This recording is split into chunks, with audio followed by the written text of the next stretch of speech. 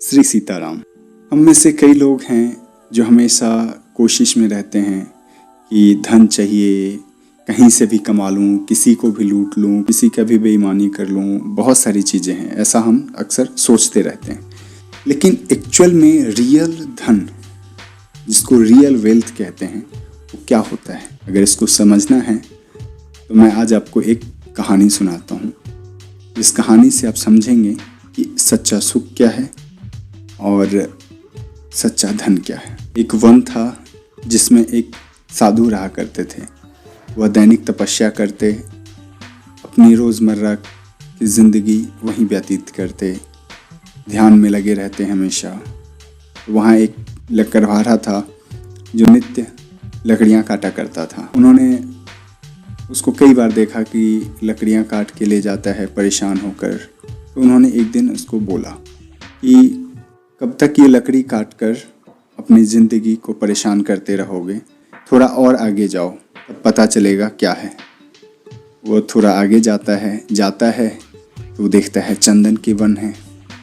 वो काफ़ी खुश होता है और उस दिन चंदन की लकड़ियाँ काट के लाता है और ऊंची कीमत पर बेचता है। अगली बार वो क्या करता है कि फिर थोड़े दिन तक चंदन की लकड़ियाँ लाता, बेचता।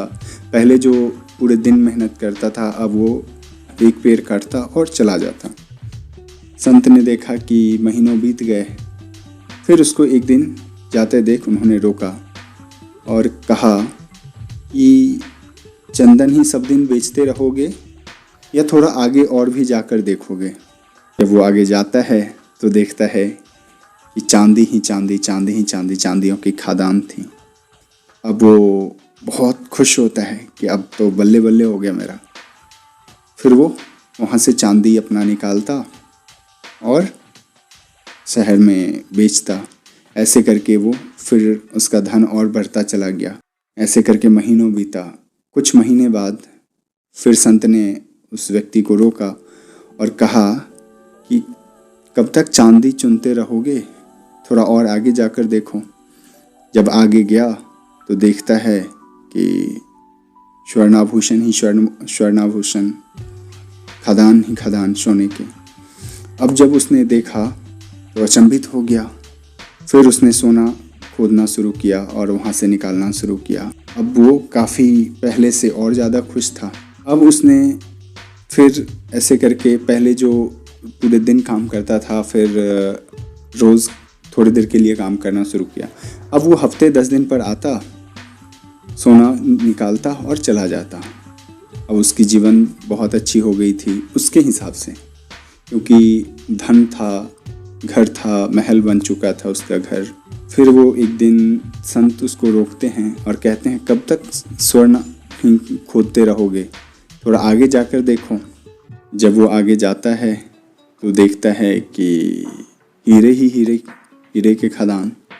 अब जब वो हीरे का खदान देखता है तो अचंभित हो जाता है कि बताओ, जंगल में हम इतने दिनों से रहते हैं, हमारी इतनी पुश्तें जंगल की लकड़ियाँ काटती काटती रह गई। और बहुत अचंभित होता है वो। फिर वो जब हीरा लेकर जा रहा होता है, फिर वो अब पहले जो डेली लेके जाता था, अब वो 6 महीने पर लेके जाने लग गया। अब वो एक दिन आ रहा था हीरा की खुदाई करने। अब उस संत ने उनको फिर रोका और कहा कि हीरे तक ही रुकोगे या और भी जाकर आगे जाकर देखे हो? वो व्यक्ति अचंभित हो जाता कि हीरा से भी अधिक महंगा क्या हो सकता है। वो झुंझलाते हुए संत से पूछता है, हीरा से महंगा भला क्या हो सकता है? तो संत ने बताया कि अध्यात्म और आत्मध्यान, यह उससे भी आगे है। संत ने कहा, कभी तुमने सोचा कि मुझे यह पता है कि हीरे के खदान हैं, फिर भी मैं उसके लिए कोई प्रयास नहीं करता हूँ, धन अर्जित करने की, धन को संग्रहित करने की। अब वो व्यक्ति वास्तव में सोचने लग जाता है कि यार बात तो सही है। जब इस संत को सारी चीज़ें पता थी, इसने मुझे बता दिया, ये खुद क्यों नहीं, ये बेवकूफ़ है। फिर संत ने उसको बिठाया, उनको समझाया, सबसे बड़ा धन ये सांसारिक धन नहीं है, स्वयं को तलाशना, स्वयं को जानना सबसे बड़ा धन है। उस व्यक्ति ने पूछा, उस लकड़हारे ने पूछा कि वो कैसे संभव है? तो उन्होंने बताया कि वो ध्यान से संभव है। उसने पूछा ध्यान कैसे करेंगे? उन्होंने बोला ध्यान मतलब स्वयं को धारण करना। तो जो स्वयं को धारण कर लेते हैं, जो स्वयं को जानने के लिए चल पड़ते हैं, उनको चंद टुकड़े की कोई आवश्यकता नहीं होती है। आपको पता है सबसे सुखी कौन है? बिल गेट्स है? नहीं। सबसे सुखी अंबानी जी हैं? बिल्कुल नहीं। भौतिक सुख हो सकता है कि उनकी जो है हमें बाहरी रूप से दिखता है।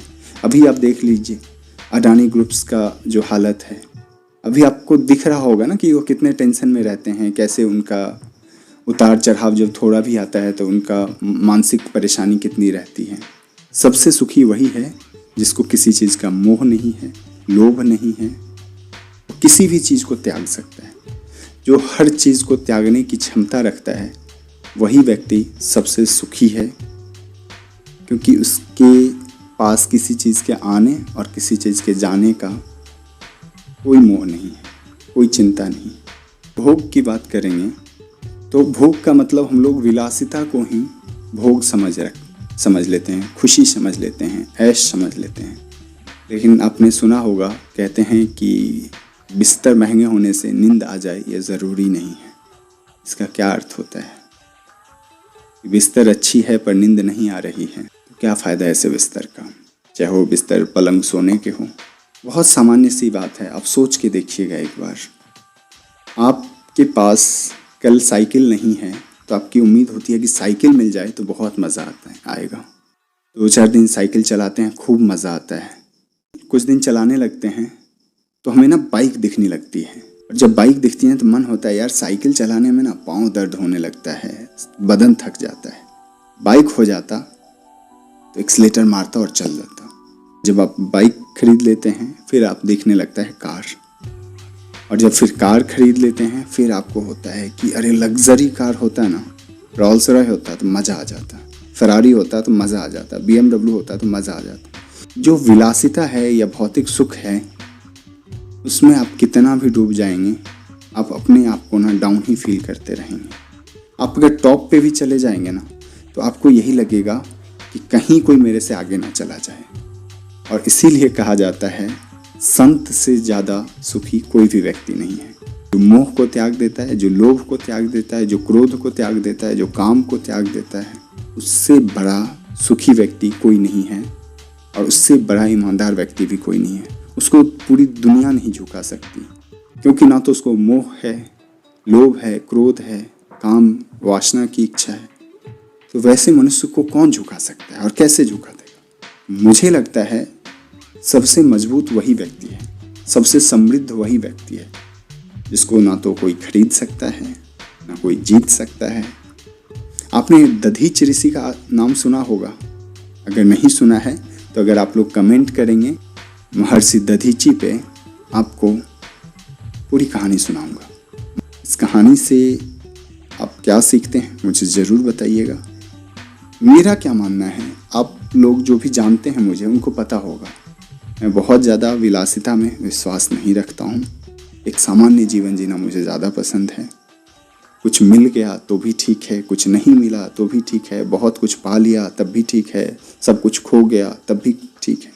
ये शून्य भाव जो है ना, अपने मन में बनाए रखने के लिए, अपने आप को शून्य भाव में रखने के लिए आपको अगर सबसे ज़्यादा ज़रूरत है किसी चीज़ की तो उसके लिए आपको सबसे ज़्यादा मेहनत करना पड़ता है, क्योंकि मन मस्तिष्क दोनों को नियंत्रण करने के लिए बहुत शक्ति चाहिए, और ये दोनों को अगर आप नियंत्रित कर लेते हैं तो आप कुछ भी कर सकते हैं। तो ये कहानी कैसी लगी आप ज़रूर बताइएगा, और सुनते रहिए द अर्बन बाबा।